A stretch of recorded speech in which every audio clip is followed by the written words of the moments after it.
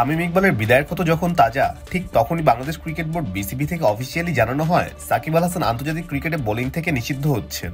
ইংল্যান্ডের পর ভারতের দ্বিতীয় দফায় বোলিং অ্যাকশন শোধরাতে না পারায় সাকিবের উপর নেমে আসে এই নিষেধাজ্ঞা।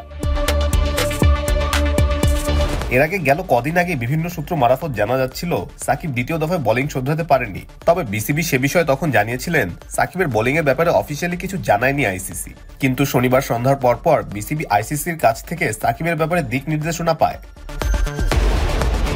সাকিবের ব্যাপারে বাংলাদেশ ক্রিকেট বোর্ড আপাতত জানায়, জাতীয় দলের অলরাউন্ডার সাকিব আল হাসানের উপর ইংল্যান্ড এবং ওয়েলস ক্রিকেট বোর্ডের ইসিবি অধীন প্রতিযোগিতায় বোলিং করার নিষেধাজ্ঞা বহাল রয়েছে।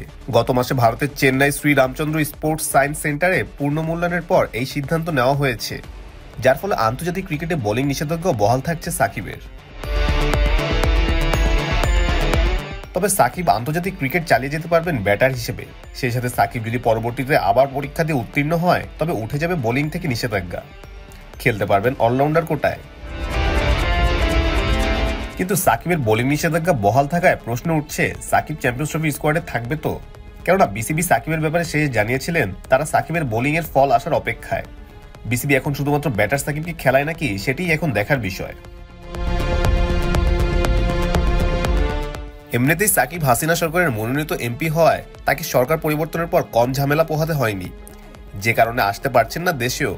তবে গেল কদিন আগে বিসিবি সাকিবকে নিয়ে বেশ নড়েচড়ে বসেছিলেন, জানিয়েছিলেন সাকিবকে দলে অন্তর্ভুক্ত করতে দরকার হলে সরকারের উপরের মহলেও কথা বলবে ক্রিকেট বোর্ড। বিসিবি আরও জানিয়েছিলেন সাকিব নিজেও সরকারি বিভিন্ন মন্ত্রণালয়ের সাথে যোগাযোগ রাখছেন।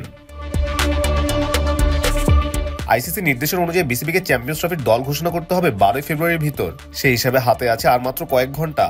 চ্যাম্পিয়ন্স ট্রফিতে বাংলাদেশের স্কোয়াড কেমন হতে পারে তা এক প্রকার সকলেরই জানা, শুধু ধোঁয়াশা ছিল সাকিব তামিমের খেলাকে কেন্দ্র করে।